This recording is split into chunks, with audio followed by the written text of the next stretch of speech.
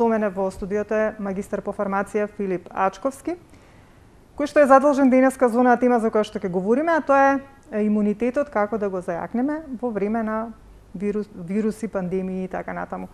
Моментално знаете дека веќе сме во светска пандемија, коронавирусот или COVID-19. Па ќе ни кажа нешто повеќе околу тоа како и што треба да се однесуваме во секојдневието, кои витамини треба да ги консумираме и колку, нели, за да го зајакнеме имунитетот. Меѓутоа на почеток, како првиот дел од разговорот ќе го посветиме на неговата најнова книга. Негде пред околу месец дена, Филип, ако не се лажам, беше промоцијата. Така е. Ова е тоа 100 или 50 здравствени совети за првите 100 години од животот. Господин Ачковски, пред известно време, значи, како што кажав, ја промовиравте оваа книга. Што е вашата цел во однос на нејзиното издавање и во однос на нејзината достапност до сите нас? Така е, ти благодарам, Виолета, за поканата во емисијата, за оваа тема која што е без дискусија актуелна. И секако за можноста малку повеќе да продискутираме околу 50 еднакво на 100. Тоа е една збирка од здравствени колумни, 50 здравствени совети, популарно наречена за првите 100 години од животот.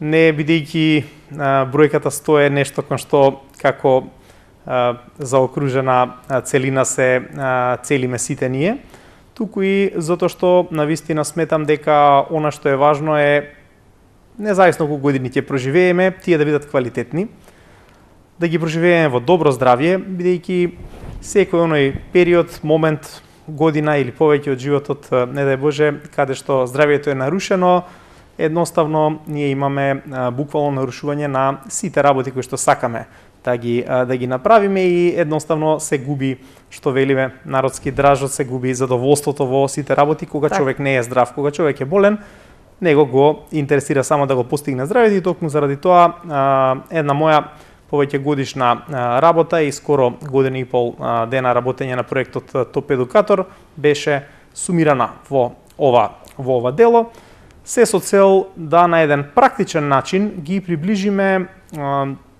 граѓаните до тоа што значи колку е важно да имаат поголемо разбирање за сопственото здравје, меѓутоа и здравјето на нивните семејства. Бидејќи сметам дека ако за некоја тема никогаш не е излишно да се зборува повеќе и повеќе, тоа е секако здравјето.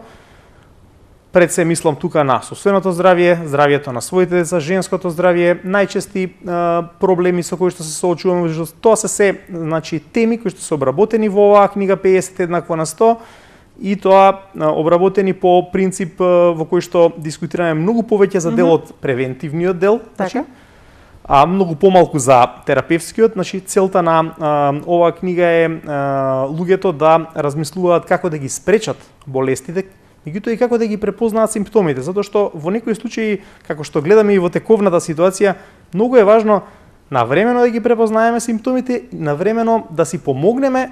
Ова е книга меѓу другото што промовира и самопомош, меѓутоа и асистира кога треба да се јавиме на лекар, се со цел да не отиде ситуацијата во несакан правец и да можеме ние со што помалку штета да излеземе од одреден здравствен проблем.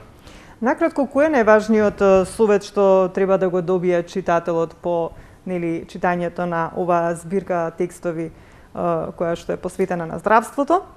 На вашата промоција потенциравте дека единствено, како што и сега велите, здравјето е еден од клучните темели за достоинствен, среќен и исполнет живот.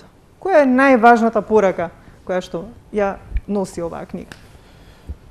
Збирката 50 еднакво на 100 не е книга во белетристички смисол што се чита во континуитет, што велиме ние кои што сакаме да читаме книги. Ако нешто многу ми се допаѓа, можеби за едно попладне да прочитам еден лесно читлив квалитетен материјал.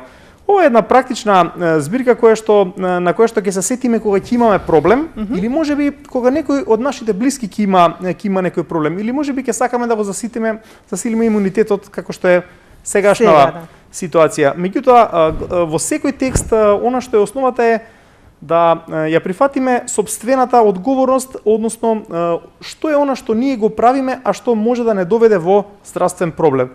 да прифатиме дека сите ние можеме да придонесеме за сопственото здравје и здравјето на нашето семејство со начинот на однесување, со начинот на нашата исхрана, со нашите животни навики. Значи, ова дело советува едноставно да многу повеќе размислуваме за здравиот животен стил како начин на живот, кој што ќе ни овозможи меѓу другото да постигнеме и едно не само здравје, туку и воопшто среќа, бидејќи навистина е среќа да бидеш здрав и да можеш да си ги дозволиш сите тие мали задоволства кои што животот ни ги носи. Болниот човек често пати не е во можност се до тоа да го направи и заради тоа меѓу другото е важно ние да се однесуваме доста сериозно кон сопственото здравје и здравјето на нашето семејство и да промовираме еден здрав начин на живот и тоа континуирано да го практикуваме. Така. Го споменавте проектот Топ Едукатор. Како дојдовте на идеја да го реализирате и зошто токму името Топ Едукатор? Па навистина немав двумење кога одлучив на овој проект за подигнување на здравствената свест да му го дадам името Топ Едукатор. Јас веќе повеќе од 15-18 години работам активно на полето на здравството и во оваа активност која што во најголем дел се сочинува со дискусии, унапредување на терапии со здравствените работници, можевме да дојдеме до една констатација дека навистина има многу простор и потреба на нашето население да му се влијае многу во насока на подигнување на неговата здравствена свест.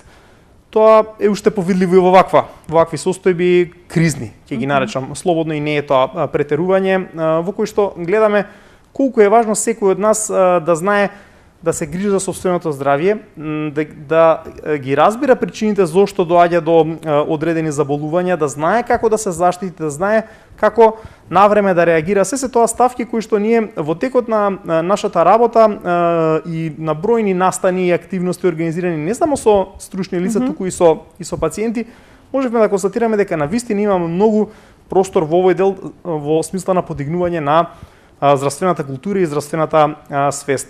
И можам да кажам дека сум среќен што работам и живеам во овој период од 21 век кога овие теми се повеќе и повеќе стануваат актуелни, така што едноставно овој проект Топ Едукатор за подигнување на здравствената свест сам од себе се изнедри, дојде до ситуација дека има простор, има потребна за него и одлучив да тоа биде една моја лична поддршка и помош на општеството и на здравствениот систем воопшто, бидејќи доколку креираме еден, сметам длабоко сум убеден дека доколку креираме еден добро образован пациент, тој навистина е од корист и од бенефит не само за него, туку и за целиот здравствен систем.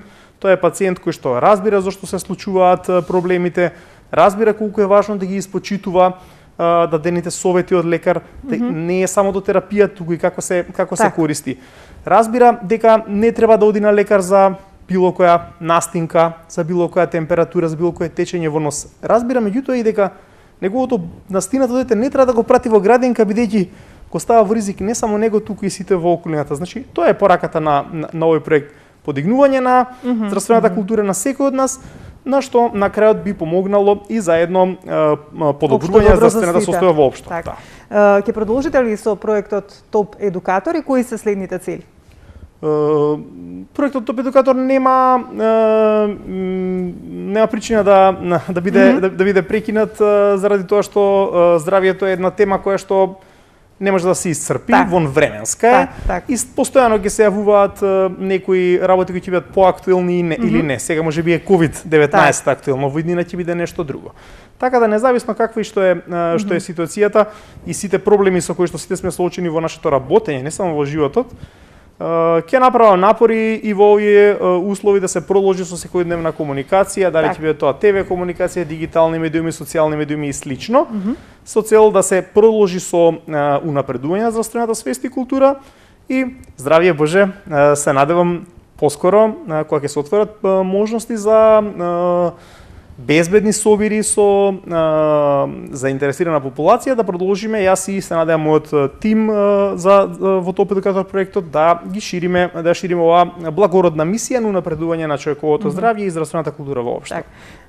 Би посакувам да биде така, бидејќи тука некаде ќе завршиме со првиот дел од разговорот околу објаснувањето за сето она што го нуди книгата, и сега тука ќе се обратам до нашите гледачи, значи сите оние кои што не следат, кој прв ќе се јави во програма, секако ќе ја добија на подарок книгата 50-100 или 50 здравствени совети за првите 100 години од животот. Навистина, јас немав можност претходно да ја добијам Филип, меѓутоа пред да започне емисијата, успеав вака да разгледам, навистина има многу корисни работи што може да ни се најдат во секојдневието кога ќе имаме некој проблем. Еве, за сите оние кои што не следат, оној што прв ќе се јави, кажав, ќе ја добие книгата на подарок. Сега преминуваме на она што е актуелно, за жал веќе 8 месец, така, се наоѓаме во пандемија на COVID-19, се соочуваме со една сериозна здравствена криза. Што би им препорачале на нашите граѓани, на сите оние кои што не гледаат околу справувањето со пандемијата?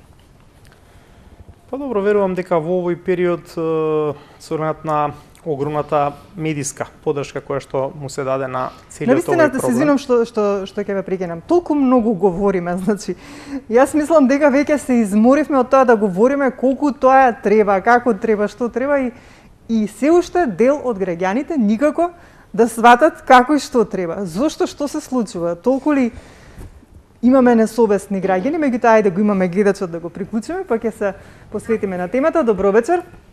Добро вечер. Повелете. Се јавувам за книгата. Така, кажете ми само име и презиме. Јас сум Филиповска Викторија. Добро. Дали сте од Скопје? Не сум од Скопје, од Охрид сум. Од Охрид? Ама ќе ми кажете како можам да зема. Може некој да ја земе во ваше име, ќе каже дека ја зема за вас, некој што е тука во Скопје и ќе дојде во телевизија, веќе може од утре. Извинувам, кај се наоѓа тебе сонце? Еве на истиот број ќе им го дадете, ќе се јават и ние ќе им објасниме каде точно да дојдат. Тоа е во аеродром позади Американ коледж. Супер. Други така. податоци требите или само име и презиме? Не, само уште еднаш ќе ми го кажете името за јас да го забележам за мене. Филиповска Викторија. Викторија. Добро, ви благодарам. Охрид. Нешто да прашате? Што да прашам, јас сум поборник на овие здрави рецепти и све и така се пробав. Ај рекол да видам ако може да ако ве гледам често сонце го гледам. Така. И чим ми слушам некои вакви, мислам, рецепти за здравје, за подобар живот, све тоа ме интересират и ај рекол ќе пробам. Епа супер, бидејќи книгава што ќе ја добиете навистина има многу корисни здравствени совети и се надевам дека нема да користите, меѓутоа добро е да ја имате и да бидете информирани што се треба и како треба во случај да има некој проблем. Ви благодарам што се јавивте. Добро, фала ви и вас. Значи ќе дадете број уште еднаш на она личност која што треба за вас да ја подигне книгата, ќе се јави во нашата телевизија кај нашата секретарка и нашата секретарка ќе објасни каде точно да дојде и ќе ја достави книгата до неа, пак таа нели ќе ја донесе вас за да нели си ја добиете како подарок. Филип, ајде да одговориме на она прашање за кое што почнавме. Значи, што би им препорачале на нашите граѓани во однос на пандемијата? Како што кажавме, има многу кои што не се сериозни. Па добро, малку е тешко премногу новина или топла вода да се измисли откако се споделуваат секојдневно енормни количини на информации. Меѓутоа сепак она што би сакал да го кажам, и нема да биде во насока на тоа што го слушаме секој ден, носете маски, одржувате дистанца, мијте раце, хигиена и слично. Значи тоа се работи кои што значи тоа не е гаранција дека ние ќе бидеме сигурни и безбедни. Тоа е само едно премостување или дополнително осигурување да ни помогне да се намали ризикот од трансмисија на инфекцијата. Значи, сите ние мора да бидеме свесни дека вирусите се секде околу нас и е практично невозможно ние да не дојдеме во контакт. За да не дојдеме во контакт, треба да бидеме изолирани цело време, што повторно ја доведува во прашање логиката на екзистирањето и на битисувањето воопшто, така што, значи, она што ние треба да го сватиме во овој момент е дека имаме ситуација со очигледно недоволно познат вирус и агенс, вирус кој што не размислува, нема тој некои специјални мотиви, едноставно неговата цел е да се размножува, наоѓа нас како погодна средина за тоа и во таа насока било кое наше игнорирање на состојбата или велење дека можеби нема да ни се случи тоа или ова, може да биде единствено на наша штета. Ќе бидам искрен. И понекогаш дури сакам и ова да го кажам, не е толку важно дали верувате или не верувате во постоењето на COVID-19. Оново кое што сигурно треба да сте уверени е дека не сакате во моментов да имате било каков медицински проблем. Не мора да биде тоа COVID корона инфекција или било што. Значи, моменталната преокупација на здравствените капацитети и фокусот на COVID-19 што трае веќе со месеци и ќе трае се уште е нешто кое што не доведува сите во опасност и уште повеќе не тера да бидеме внимателни кон себе и кон своето здравје, да внимаваме да не се разболиме од било која причина или да не се повредиме. Значи да ги сведеме ризиците на минимум. Ние за тоа дискутираме сега. Никој не може да ви гарантира дека вие нема да се разболите од овој или од оној вирус. Дискутираме за намалување на ризикот. А ризикот за трансмисија на вирусот е најголем таму кај што има други луѓе. Колку повеќе гужва, колку повеќе време, колку подолга комуникација, колку погласна комуникација. Тоа е ризик за трансмисија на вирусот и ние тоа мора да го прифатиме. Од друга страна, значи секојдневно се повторува многу експлицитно дека здравствените капацитети не се во можност да пружат идеални здравствени услуги, не биле идеални никогаш. Меѓутоа зборувам квалитетна здравствена услуга на сите пациенти. И во ваква ситуација, заради преголем фокус на оваа проблематика, можеби дел од други пациенти со други заболувања нема да добијат навремена, квалитетна поддршка и терапија. Така да, навистина, треба да сме многу сериозни и да внимаваме на своето здравје од било кој аспект во екстремни пандемиски услови. Тоа е една работа. Втора работа што не е помалку важна, е да внимаваме на нашето ментално здравје. Малце поразговаравме во воведот на емисијата. Не е голема филозофија ако кажеме дека сите ние сме под енормен стрес. Меѓу другото и дел од луѓето и за тоа одлучуваат дека нема да ги почитуваат мерките преку глава име. Од се, верујте ми, и мене ми е. Наситен ние. Никој не се осеќава попријатно. Да, и јас сакам да ми се вратат моите слободи и права и задоволства кои што сум ги имал, но мора да сме реални и да сватиме дека тој инет е само на наша штета.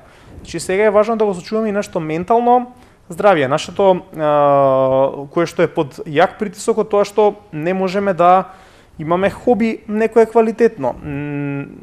Цело време мора да мислиме само на остварување на основните Ама и се што правиме во секојдневието, правиме под некој голем стрес, стрес и да не се разболиме, така. да не се разболи некој близок, да не се разболат колегите и така натака. Значи стресот е огромен и мора да го менаџираме, да наоѓаме време за да ги правиме работите кои што ни причинуваат задоволство. Ако е тоа читање книга, можеби се имаме повеќе време од обично.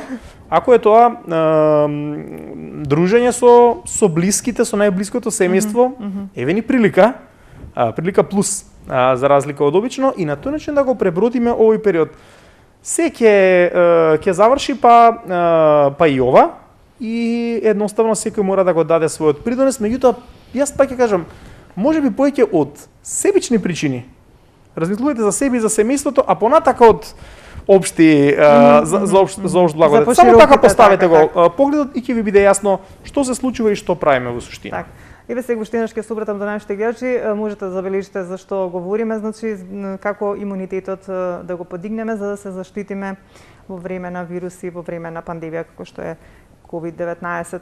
Претпоставам дека многумина од вас можеби се консултираат, прашуваат што да консумираат, што да користат за нели да се заакне имунитетот, бидејќи многу студии покажуваат господин Ачковски дека добар имунитет е и tekako како да кажам многу битен фактор во однос на справување со вирусите и бактериите, да не нападнат сега.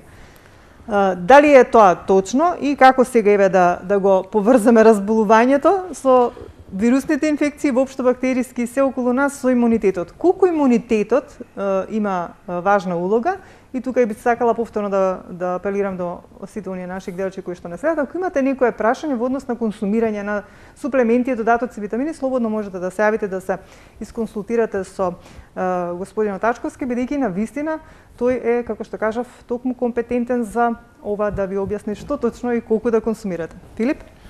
Па еве во почетокот во првото прашање напоменавме една вистина, а тоа е дека вирусите во суштина се размножуваат во нашиот организам. Так. Значи тие не можат да екзистираат сами, потребно е да дојдат во контакт со нас и заради тоа една од методите е нели да го спречиме контактот. Дали со зголемена хигиена. Дали зборуваме само за хигиена на раце, можеби зборуваме за зголемена хигиена на респираторната слузница, бидејќи таа е првото контакт место со вирусите. Па заради тоа сугерираме поготово за малите деца, кога одите во градинка, после враќање од градинка не е лошо да се направи едно испирање со солен раствор на назални вешоплини. Так. Во конкретнава ситуација можда не е лошо да се направи испирање гаргара со солена вода и на грлото, па и со јодни раствори. Се тоа елементи од основната хигиена кои што ни помагаат доколку дојдеме во одреден контакт, ние секој ќе дојдеме во контакт со патогените, тие се насекаде меѓу нас. Неможно е да не дојдеме во контакт. Значи, да преку добра хигиена на слузниците спречиме да дојде до нивно инфилтрирање во организмот. Втора работа е што доколку веќе тие стигнат патогени во организмот, пред се мислиме на вирусите, како да го спречиме развојот на инфекцијата, бидејќи присуство на вируси и воопшто на патогени само од себе не гарантира болест или инфекција. И доста се зборуваше на оваа тема. Симптомите се нешто што доаѓа како следно. Најпрво тие треба да влезат во нашите клетки, да почнат да се размножуваат и како резултат на тоа ќе дојде до одредени симптоми. Дали ќе воопшто ќе се случи ова или не и во кој обем ќе се случи тоа, од тоа зависи како ќе бидат симптомите и тежината на сликата. Ако ние имаме добар имунитет, тоа значи една здрава средина во која што нашиот имун одговор кој што се базира на мал милион значи активни твари кои што ни помагаат тука да функционираме. Дали дискутираме тука за леукоцити, за лимфоцити, за макрофаги и така натака. Или дискутираме за антитела кои што се веќе мемориски клетки кои што претходно се сретнале со патогенот, па веднаш ќе реагираат. Значи се тоа делови од нашиот имун систем кои што доколку е во добра кондиција, во најголем број од случаите нема да дозволи да дојде до развој на сериозна клиничка слика. Значи тоа е главната причина зошто ние треба да имаме добар имунитет за да спречиме развој на посериозни симптоми на инфекцијата и нормално и други штети кои што вирусот, повторно кажувам, како неинтелигентно суштество ќе ги прави. Тој не бира орган кој што ќе го нападне. Неговата идеја е генерално размножување и заради тоа доаѓа прво во контакт со респираторни органи, па понатака како во овој случај со коронавирусот, штети претрпуваат и другите системи во телото, и кардиоваскуларниот систем, и убрезите, и така натака. Така да, значи, многу е важно ние да имаме состојба на еден квалитетен имун одговор кој што ќе го спречи развојот на инфекцијата и штетите, а од друга страна е важно да бидеме во добро здравствена состојба, бидејќи статистиките што ги гледаме не се малку овие, тука се 8 месеци, меѓутоа тоа речиси цела година. Гледано на светско ниво. Статистиките покажуваат дека огромен процент од починатите имаат најмалку 2-3 коморбидитети и тоа јасно изразени. Покачена телесна тежина, дијабет, триглицериди, холестерол, срцеви проблеми со убрезите, проблеми со црниот дроб. Во огромен број од ситуациите тука сме ние виновни за овие состојби. Не е, можеби повеќе од 80% нашиот животен стил ќе донесе до тоа да дое до развој на вакви состојби. Така да, кога јас зборувам за добар животен стил и како тој ќе ни помогне да превенираме или да останеме со помали штети од инфекциите, мислам и на сите овие работи. Ако зборуваме стрикно за внес на витамини, минерали или други материи кои што ние сакаме како луѓе да мислиме дека ќе ни помогнат брзо да се го напредиме нашиот имунен одговор. Тоа сакав да потенцирам, некако имунитетот не се стекнува нели за 2-3 дена. На имунитетот се работи подолго време, првим преку здрав начин на живот, а подоцна и со внесување на некои суплементи. Не може ние сега 2-3 дена да консумираме нели некои суплементи и веднаш да добиеме јак имунитет. Тоа е процес кој што требало и пред појавата на пандемијата да го практикуваме на некој начин. Се надевам дека повеќето од луѓето го практикуваат тоа, ако е така е добро, ако не еве да им посочиме дека треба да го практикуваат. Се зборуваше многу за витаминот D, за цинкот и за витаминот С. Дали се тие доволни 3 суплементи да се консумираат во борбата со COVID-19 или вие нешто би препорачале конкретно? Добро, во суштина мислам дека еден од бенефитите од оваа криза, ако има некои бенефити, тоа што ќе почнеме малце посериозно да гледаме на нашето здравје и на превентивата воопшто. Една од главните превентивни моменти е добриот имунитет, кој што, како што рековте, не се гради за 2 дена, 3 дена и така натака, туку треба барем 2-3 месеци сериозно внесување во континуитет на квалитетни материи за да стигнеме до тоа. Витаминот С, да одговорам конкретно, витаминот Д и цинкот несомнено се едни од клучните елементи за да се постигне еден добар имун одговор. Меѓутоа, тука е прво важно концентрација во која што се внесуваат и, како што реков, време траењето. И второ, да знаеме што всушност секој од овие елементи постигнува. Сите тие 3 се, ние велиме, имуномодулатори. Тоа значи дека тие ни помагаат да нашиот имун одговор да биде засилен кога има потреба, меѓутоа и во друга ситуација да биде намален доколку тој оди во насока на уништување на нашите клетки. Така. Бидејќи кога действуваат клетките во организмот нападнати од вирус, мора да сватиме дека нашите клетки во суштина ги убиваат наши клетки инфицирани со вирусот. Така да тука мора да има модулација. Што прави во нашиот организм? Значи цинкот и витамин С конкретно се многу важни заради тоа што помагаат за да се изградат Т-лимфоцитите. Тоа се клучни клетки за имуниот одговор и заради тоа велиме кога се внесува цинк, тој треба да биде барем во 10 милиграми концентрација на ден до 15, за да постигнеме соодветен ефект. Поготово кога е инфекција, тој се троши уште повеќе. Се троши уште повеќе и доколку ние имаме некои заболувања, на пример, доколку црниот дроб ни е заболен или имаме стеатоза, замастен црн дроб, нас ќе ни требаат уште повеќе концентрација затоа што го губиме, не се извлекува од исхраната. Так. Витаминот С ни треба во концентрации, значи негде околу, велиме, минимално 100. Меѓутоа, тоа зборуваме за нормална состојба, кога не се очекува инфекција и треба да го внесуваме за постојаните тековни процеси. И ние ќе го внесеме, тој не е дефицитарен преку храната. Так. Значи имаме агруми на располагање, имаме јаболки, имаме пиперки, имаме плодна почва, македонска и слично, можеме да го внесеме. Меѓутоа нас кога е вака сакаме да направиме превенција, нас ни требаат од 200 милиграми нагоре до 1 грам па и повеќе кога е тековна инфекција. Така да такви количини нема шанси ние да влеземе со храната нема, да. Значи мора да се суплементира во соодветни количини. Нема голем ризик заради тоа што е водорастворлив, па се изфрла. Па се излачува. Преку убрезите. Додека витаминот Д? Витаминот Д по сите истражувања и понови е доста дефицитарен, поготово кај луѓето кои што јадат се на вегетаријанска исхрана или веганска уште повеќе. а е уште повеќе дефицитарен затоа што животот се промени, многу сме во затворен простор, бегаме од сонце бидејќи има штетни ефекти и слично, а витаминот D се ствара претежно под дејство на UV зраците во летниот период. Така да, за малите деца, зборувам, се препорачува суплементација практично обврзно до 2 години. Дискутираме за 400 интернационални единици или околу на ден.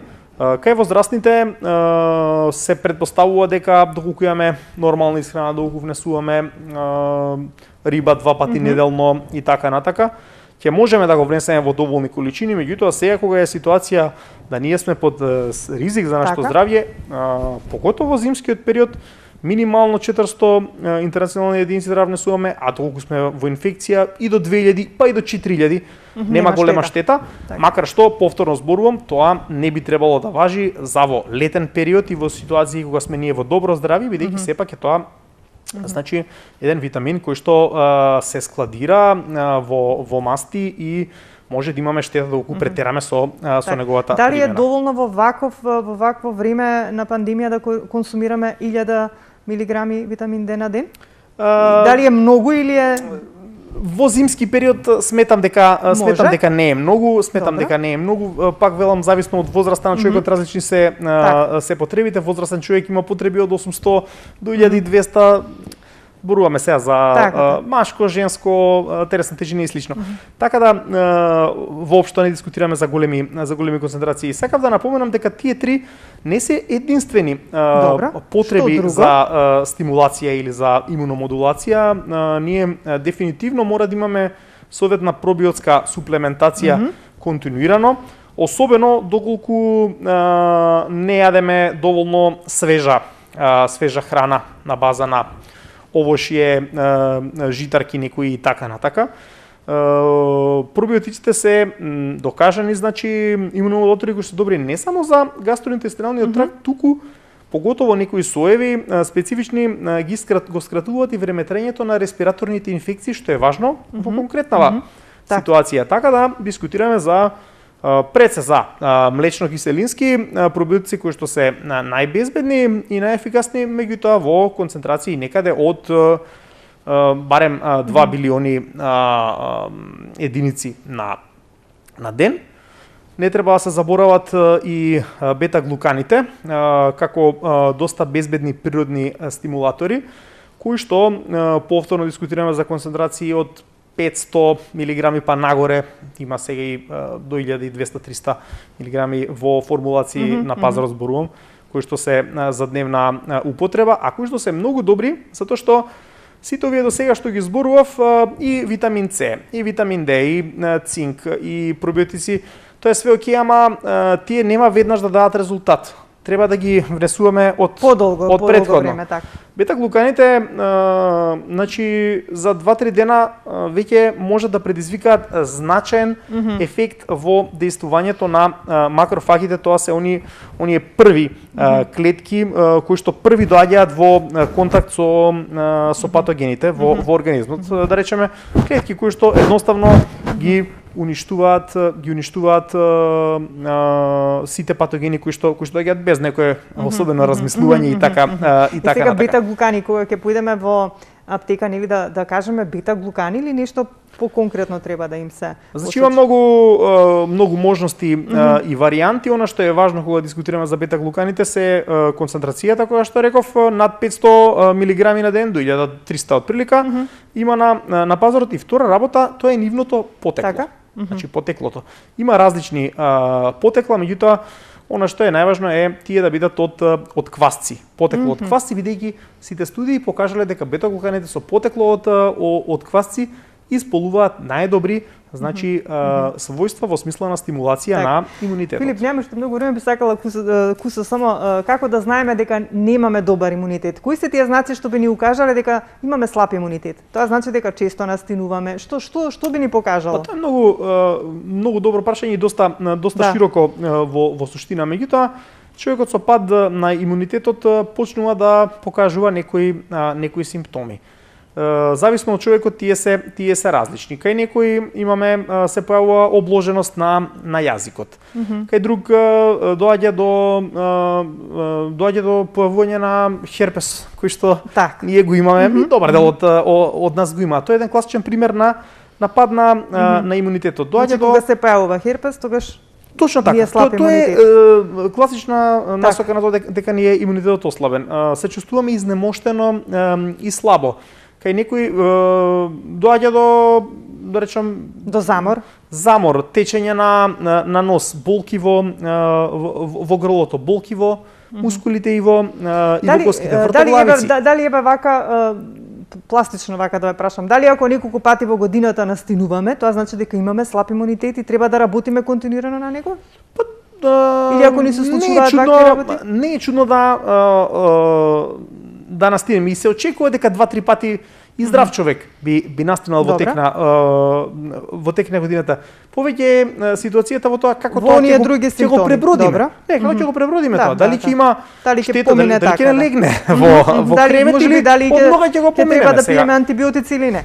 Апсолутно, не можеме ние да очекуваме дека нема да ни протече нос 20 години и така натака. Така да, реално... Да, немам уште многу време, би сакало да го прашам, бидејќи на почетокот кога се говореше за COVID-19, според она, нели, испитување на крвната слика, се говореше дека не реагираат лимфоцитите на овој вирус.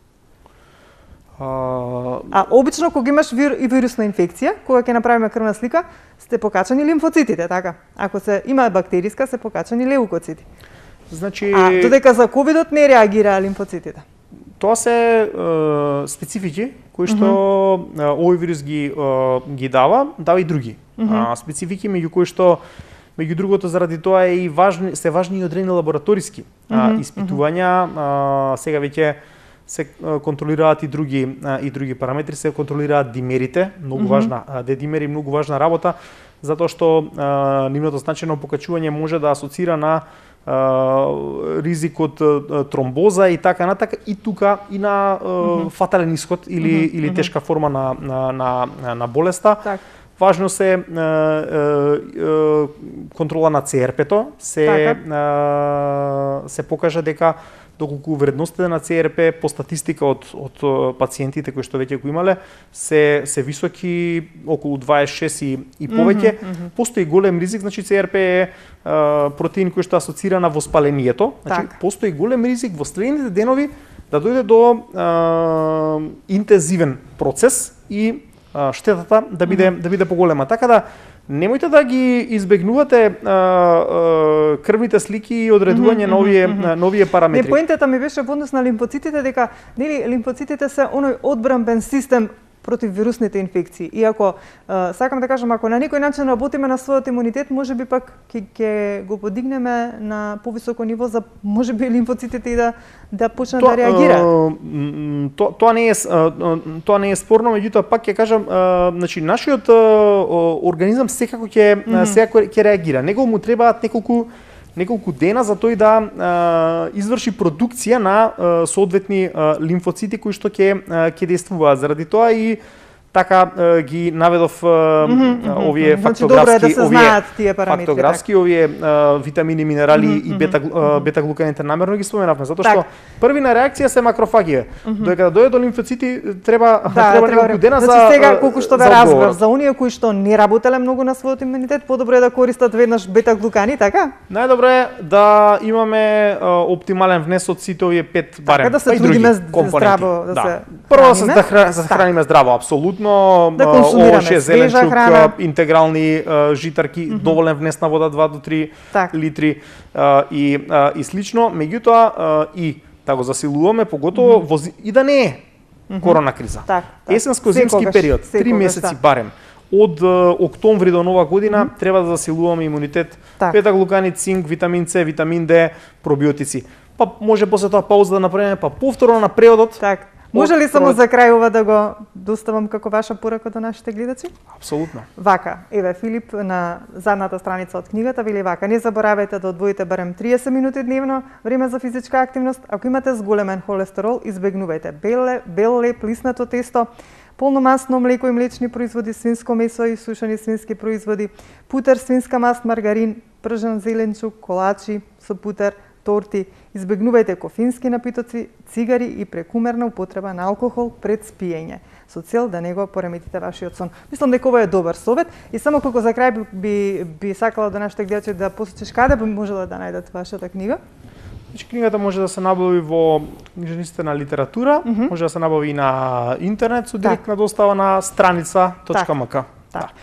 Филип, ти благодарам за денешното гостување. Јас веќе на крајот на ти преидов, бидејќи се знаеме долго време. Се надевам дека ќе имаш успех во сето што го работиш. Се надевам дека сето брзо ќе помине, барем да се надеваме дека ќе биде така, нели? Па ќе можеме, нели, повторно да разговараме за некои други теми. Благодарност за поканата и да останеме во добро здравје. Така, се чуваме сите. Почитувани гледачи, толку за денес ова денешно издание на Ваш термин. Значи, гостин во денешното издание беше магистар по фармација Филип Ачковски. Ви посакувам да ги слушате сите оние препораки кои што, нели, веќе постојано 8 месеци се говорат, да останете во добро здравје и чувајте го своето здравје. Ние повторно се гледаме за 7 дена во исто време.